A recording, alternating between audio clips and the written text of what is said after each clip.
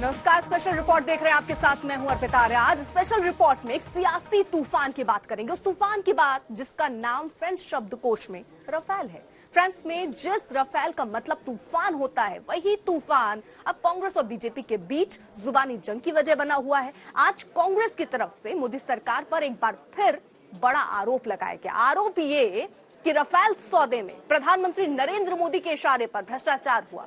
इस आरोप की वजह रफेल सौदे को लेकर हुआ एक नया खुलासा। कांग्रेस के आरोपों पर बीजेपी ने पलटवार किया, कहा कांग्रेस का मतलब है आई नीड कमीशन। आरोप प्रत्यारोप के बीच आखिर रफेल डील को लेकर बार बार ये सियासी शोर क्यों मचता है?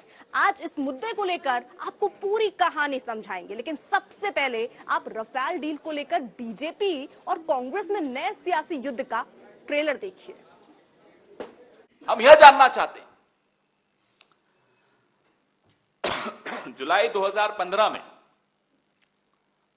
इंटर गवर्नमेंटल एग्रीमेंट, अंतर सरकारी समझौते में रक्षा मंत्रालय के जोर देने के बावजूद सितंबर 2016 में प्रधानमंत्री नरेंद्र मोदी द्वारा यह खंड हटाने की मंजूरी दी गई।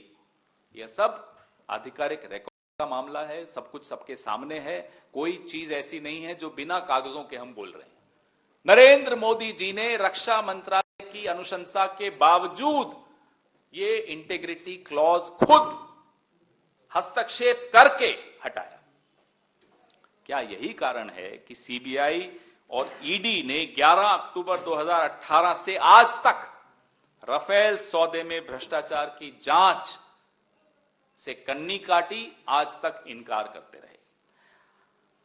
आज जो स्थिति है देश की, हमारी सीमाएं असुरक्षित हैं।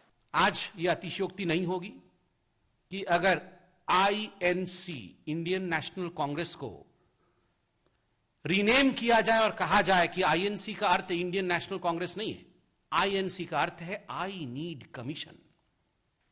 I need commission. बिना कमीशन के ये कुछ नहीं करते हैं। I need commission. Sonia Gandhi कहती है I need commission, Rahul Gandhi कहते हैं I need commission, Priyanka Vadra I need commission, Robert Vadra I need commission. ये आईएनसी मतलब आई नीड कमीशन। और ये सिलसिला कोई आज का नहीं है, जब से कांग्रेस पार्टी है तब से आई नीड कमीशन है।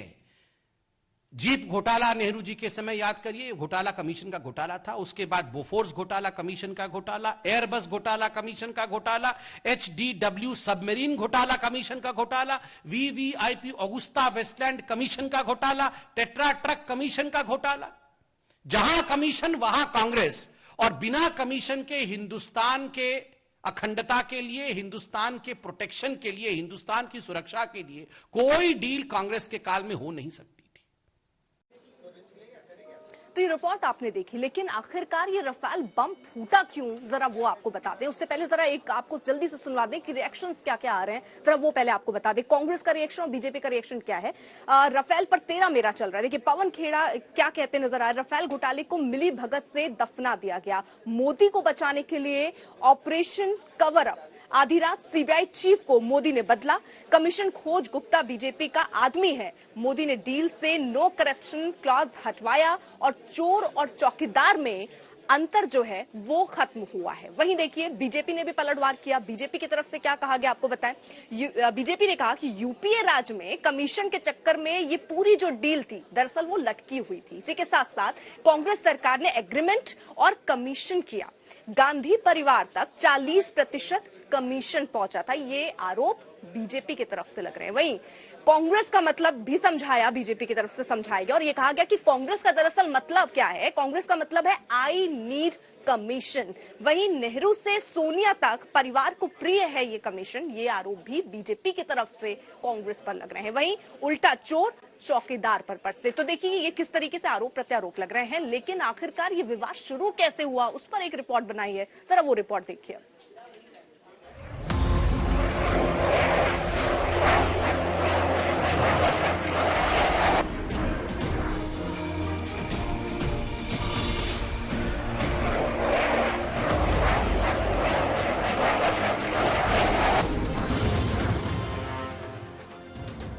छत्तीस रफेल की डील में अब तक 29 भारतीय वायुसेना के बेड़े में शामिल हो चुके हैं। साथ राफेल की डिलीवरी अभी बाकी है, लेकिन इसी सौदे को लेकर बीते 3 सालों से नए खुलासों का दौर जारी है। इस बार नया खुलासा 65 करोड़ के कमीशन का है। खुलासा किया है फ्रेंच पब्लिकेशन मीडियापार्ट ने। दरअसल 59,000 करोड़ की डील को लेकर कांग्रेस ने 2018 में प्रधानमंत्री नरेंद्र मोदी पर गंभीर आरोप लगाए थे। आरोप राफेल सौदे में भ्रष्टाचार से लेकर अपने चहेतों को फायदा पहुंचाने के हैं। आरोपों पर देश की सबसे बड़ी कोर्ट में सुनवाई भी हो चुकी है। सुप्रीम कोर्ट से मोदी सरकार को राहत मिली, लेकिन अब नए खुलासे से राफेल सौदे को लेकर बीजेपी और कांग्रेस को वार पलटवार के खेल को नया सियासी तेल मिल गया है। यहाँ आपको समझना जरूरी है कि मीडियापार्ट का नया खुलासा बताता है कि राफेल सौदे में डसॉल एविएशन ने सुषेन गुप्ता नाम के बिचौलिए को 65 करोड़ बतौर कमीशन दिए थे। ये कमीशन क्यों दिया गया, कमीशन किसे पहुंचाया गया, आपको आगे बताएंगे। उससे पहले 4 बड़ी बातें समझिए। खुलासा नंबर 1, बिचौलिए को 2007 से 2012 के बीच 65 करोड़ रुपए कमीशन मिला। खुलासा नंबर 2, कमीशन के भुगतान का बड़ा हिस्सा 2013 से पहले किया गया। खुलासा नंबर 3, 2018 में सीबीआई और ईडी को कमीशन के सबूत मिल गए थे।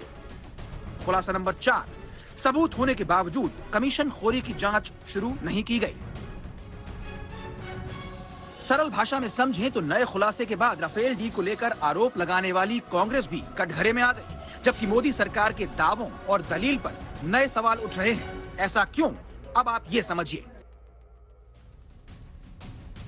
भारतीय एयरफोर्स की मांग पर 126 लड़ाकू विमान खरीदने का सबसे पहले प्रस्ताव अटल बिहारी वाजपेयी की एनडीए सरकार ने रखा था। इस प्रस्ताव को कांग्रेस सरकार ने आगे बढ़ाया। यूपीए सरकार ने 126 एयरक्राफ्ट की खरीद को अगस्त 2007 में मंजूरी दी। 126 विमानों की खरीद का टेंडर निकाला गया, जिसमें फ्रांस की दसॉल एविएशन को चुना गया, लेकिन डील पर मुहर नहीं लग सकी। नए खुलासे के मुताबिक यूपीए राज में 2007 और 2012 के बीच 65 करोड़ दलाली का खेल खेला गया, जो 2015 तक यानी एनडीए सरकार तक जारी रहा। यानी दलाली के आरोप आज यूपीए और एनडीए दोनों पर सवाल हैं। मोदी सरकार द्वारा राफेल डील में भ्रष्टाचार, रिश्वत और मिलीभगत को दफनाने के लिए एक ऑपरेशन कवर अप चल रहा है और वो फिर से उजागर भी हो रहा है। भाजपा सरकार ने राष्ट्रीय सुरक्षा को बलिदान कर दिया, जो हमारी भारतीय वायुसेना के हित उनको खतरे में डाला और देश के खजाने को हजारों करोड़ रुपए का नुकसान करवाया। पिछले 5 वर्षों में जब बहुत कोइंसिडेंस होता है, वो कोइंसिडेंस नहीं होता है, उसके पीछे षड्यंत्र होता है, कहीं ना कहीं उसके पीछे एक कॉन्स्पिरेसी होती है। ये तार कहां तक जुड़ते हैं, ये विवेचना के विषय है। तो स्वाभाविक रूप से ये एक बहुत बड़ा घोटाला हुआ और कालखंड यूपीए की सरकार की रही है, कांग्रेस की सरकार की रही है।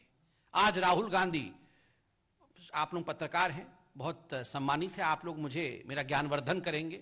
शायद वो हिंदुस्तान में नहीं है, मैंने अभी अखबारों में पढ़ा, शायद वो इटली में है। इटली से राहुल गांधी जवाब दें।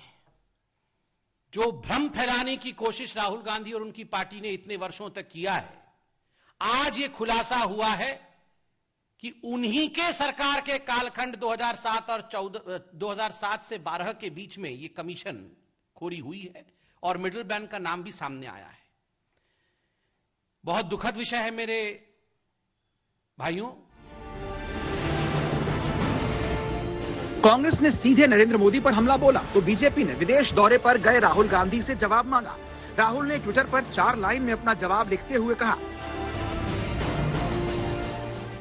जब पग पग पर सत्य साथ है तो फिक्र की क्या बात है। मेरे कांग्रेसी साथियों, भ्रष्ट केंद्र सरकार के खिलाफ ऐसे ही लड़ते रहो, रुको मत, थको मत, डरो मत।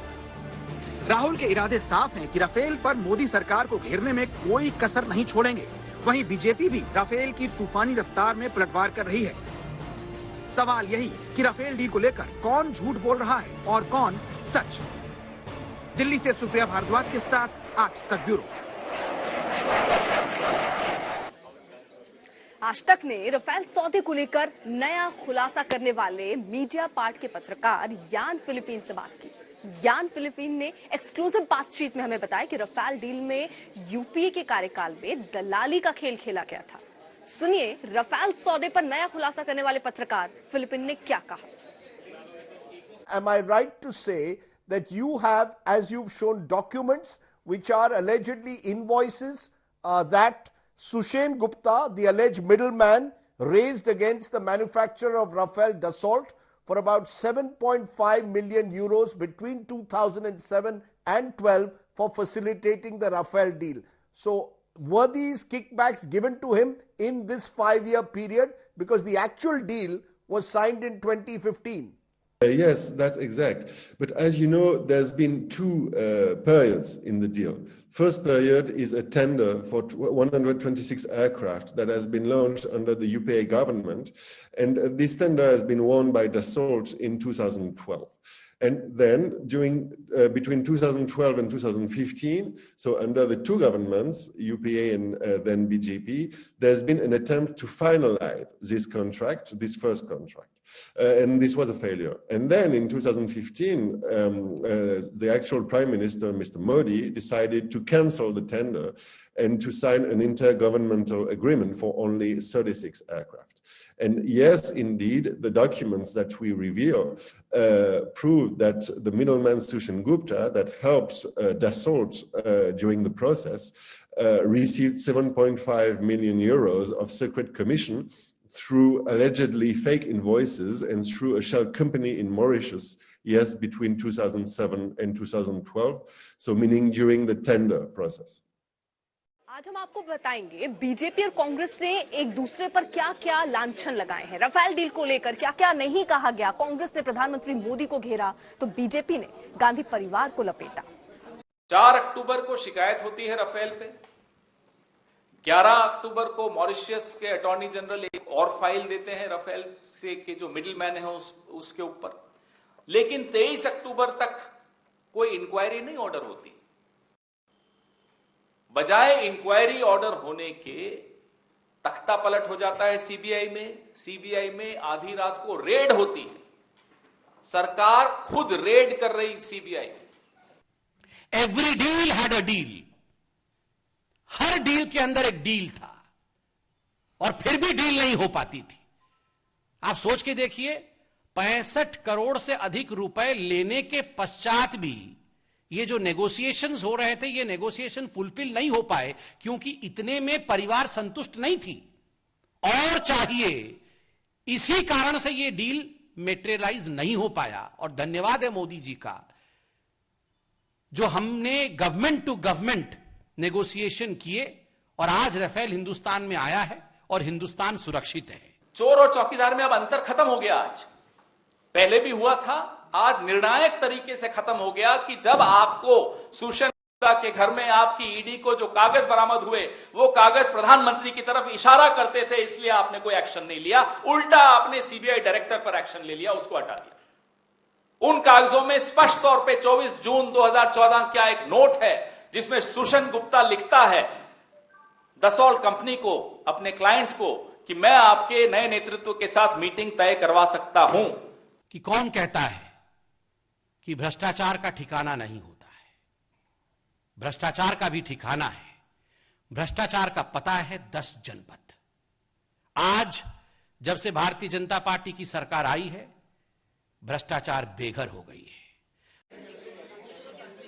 तो कांग्रेस की अपनी डील थी, जिस तरीके से डील पर अपने तर्क थे वहीं बीजेपी के अपने तर्क हैं। लेकिन रक्षा विशेषज्ञ ये मानते हैं और ये कहते हैं कि जो बेसिक फ्लाइट्स होती हैं उनकी कीमत अलग होती है, लेकिन जो तकनीक या हथियारों से लैस होते हैं, जो हाईटेक विमान है, उनके अपने रेट है। लेकिन अगर हम आपको ग्राफिक्स के माध्यम से दिखाएं कि पिछले कुछ सालों में अलग अलग देशों ने जो विमान खरीदा है उसको लेकर किस तरीके की ये डील हुई है, जरा डील से आपको समझाते हैं। देखिए मिश्र की अगर बात करें तो 24 रफेल मिश्र ने खरीदे। सौदे की कीमत 42,000 करोड़ थी। अगर इस हिसाब से देखें तो एक रफेल की कीमत करीब 1700 करोड़ पड़ती है। वहीं अगर कतर की बात करें तो कतर ने भी 24 रफेल खरीदे थे और उसकी सौदे की कीमत 50,000 करोड़ थी। और उस हिसाब से देखें तो करीब 2000 करोड़ का एक विमान पड़ता है, एक रफेल। वहीं भारत ने 36 रफेल विमान खरीदे और ये जो डील हुई है जिसका जिक्र हम कर रहे हैं उसमें 59,000 करोड़ की सौदे की कीमत है। वहीं वहीं करीब 1600 करोड़ की ये एक रफाल पड़ती है। तो ये हम आपको अंतर दिखा रहे हैं कि अलग अलग जो देशों ने खरीदे उस हिसाब से अगर हम भारत की तुलना करें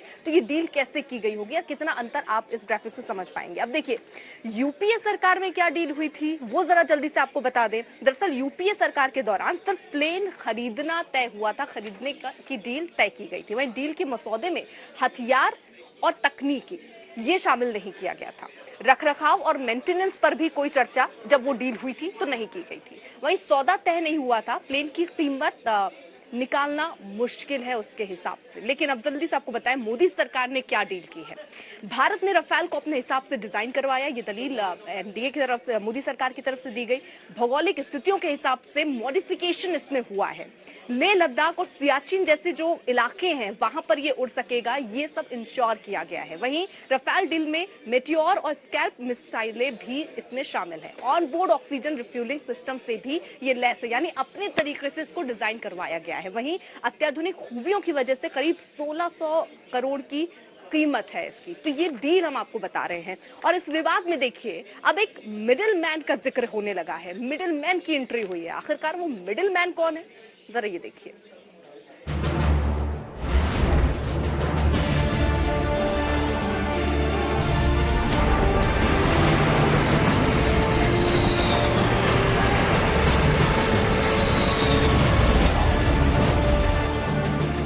राफेल सौदे को लेकर एक नए किरदार का नाम सामने आया है। वही किरदार जिससे रिश्तों को लेकर बीजेपी से लेकर कांग्रेस तक अपना पल्ला झाड़ रही है। उसी किरदार का नाम है सुषेण गुप्ता। दिलचस्प बात यह है कि सुषेण गुप्ता अभी वीवीआईपी हेलीकॉप्टर घोटाले के साथ साथ एम्ब्रॉयर जहाज घोटाले का आरोपी है। रिपोर्ट्स के मुताबिक गुप्ता परिवार 3 पीढ़ियों से रक्षा उद्योगों में बिचौलियों के रूप में काम करता आ रहा है। बीते 2 दशक से राफेल बनाने वाली कंपनी से सुषेण गुप्ता के कारोबारी रिश्ते हैं। राफेल सौदे को लेकर गुप्ता को फर्जी बिल के आधार पर मोटी रकम दी गई, ऐसा आरोप है। से आप सोच के देखिए 40% के आधार पर यह कमीशन खाने की यह साजिश नहीं थी, कमीशन खाया गया है, पैसा लिया गया है, डिलीवरी हो चुकी थी। इस आर्टिकल में आप देखेंगे ऑफशोर कंपनीज। देखिए अब आपको दिखाते हैं कि रफाल पर आर पार की सियासी लड़ाई में कांग्रेस के सवालों पर बीजेपी के जवाब क्या है। सवाल पहला ये पूछा गया कि यूपीए के 126 की तुलना में मोदी सरकार ने 36 विमानों की डील क्यों की, और सरकार का इस पर जवाब है कि वायुसेना को उड़ने की स्थिति में 36 विमान चाहिए थे, इसलिए 36 विमानों का ये सौदा हुआ। पिछली सरकार में 126 विमानों की डील फाइल नहीं हुई थी। सवाल दूसरा कि मोदी सरकार ने 526 करोड़ के एक विमान को 1670 करोड़ में क्यों खरीदा। सरकार का इस पर जवाब है कि बेसिक एयरक्राफ्ट की कीमत की तुलना वेपनाइज्ड यानी हथियारों से लैस विमानों की कीमत से नहीं की जा सकती है। हथियारों से लैस विमान की कीमत ज्यादा होगी। बेसिक एयरक्राफ्ट यूपीए की तुलना में 9% और वेपनरी एयरक्राफ्ट 20% सस्ता है। तीसरा सवाल उठता है रिलायंस डिफेंस को विमान क्षेत्र का अनुभव नहीं है, फिर डील का ठेका उनको क्यों। अब इस पर सरकार क्या जवाब दे रही है। सरकार कह रही है कि रिलायंस डिफेंस का ऑफसेट पार्टनर के रूप में चयन दसौट ने किया है और न कि केंद्र सरकार ने। इसका सरकार से कोई भी लेना देना नहीं है। अब ऐसे में सवाल चौथा उठता है उनके ऊपर कि 108 विमान एचएएल को बनाना था, तो फिर रफाल डील से सरकारी कंपनी एचएएल को बाहर क्यों किया गया। अब इस पर सरकार जवाब देती है। सरकार कहती है कि इसमें सरकार की कोई भूमिका नहीं है। दसौर ने एचएएल को निर्धारित समय सीमा में विमानों के निर्माण का भरोसा नहीं उनसे मिल पाया और इसलिए ये सौदा उधर नहीं हुआ। वहीं अगला सवाल पूछा जाता है कि रिलायंस डिफेंस को क्या 30,000 करोड़ का फायदा पहुंचाने की कोशिश हुई। सरकार का जवाब रहता है कि रफाल की पूरी डील ही कुल 58,000 करोड़ रुपए की है। कुल 100 ऑफसेट पार्टनर है। रिलायंस डिफेंस को करीब 800 करोड़ रुपए के ही काम मिलेंगे। वैसे 2018 से राहुल गांधी रफाल को लेकर मोदी सरकार पर आरोप लगा रहे हैं और 2019 चुनाव के दौरान राहुल ने रफाल सौदे को बड़ा मुद्दा बनाया है।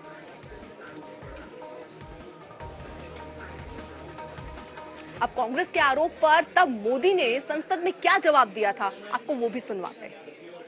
मुझे ये बताइए 3 दशक हो गए, क्या कारण है देश ने एक भी नेक्स्ट जनरेशन फाइटर प्लेन हमारी सेना के हाथ में नहीं दिया। Not a single in 30 years. जबकि हमारे पड़ोस में हर प्रकार से युद्ध सामर्थ्य बढ़ता चला जा रहा है। लेकिन क्या देश की सुरक्षा का विषय देश के साथ विश्वासघात नहीं था? क्या इसकी कोई जिम्मेवारी नहीं है? दादा को राफेल के लिए सुनना है ना। एक एक आरोप का जवाब निर्मला जी ने गिन गिन करके दिया। सुप्रीम कोर्ट ने हर पहलू को तलाश करके देखा है। और सवाल यह है कि कांग्रेस पार्टी नहीं चाहती है कि देश की सेना के हाथ में हमारी वायुसेना मजबूत हो। मैं गंभीर आरोप लगा रहा हूं, कांग्रेस पार्टी चाहती नहीं है कि हमारी वायुसेना मजबूत हो। आप राफेल का सौदा रद्द हो, इसके पीछे किसकी भलाई के लिए लगे हो? आप किस कंपनी की भलाई के लिए खेल खेल रहे हो? कौन लोग हैं जिन्होंने आपको ले जाया है? आप इस प्रकार से देश की सेना के साथ ये व्यवहार करते हो। 30 साल तक देश की सेना को आपने निहत्था बना करके रखा था। अब देखिए, ये जो पूरा मामला है वो सुप्रीम कोर्ट पहुंच चुका है। सुप्रीम कोर्ट ने राफेल डील में कथित भ्रष्टाचार पर क्या कहा, आपको जरा वो भी बता दें। सुप्रीम कोर्ट ने कहा कि 14 दिसंबर 2018 को राफेल सौदे में कथित अनियमितताओं के खिलाफ जांच की अर्जी खारिज हुई। फैसले के बाद याचिकाकर्ताओं ने सुप्रीम कोर्ट से पुनर्विचार की मांग की गई। 14 नवंबर 2019 राफेल सौदे में मोदी सरकार को सुप्रीम कोर्ट ने क्लीन चिट दी। कोर्ट ने कहा था कि याचिकाओं में कोई मेरिट नहीं, सौदे को लेकर जांच की जरूरत ही नहीं है।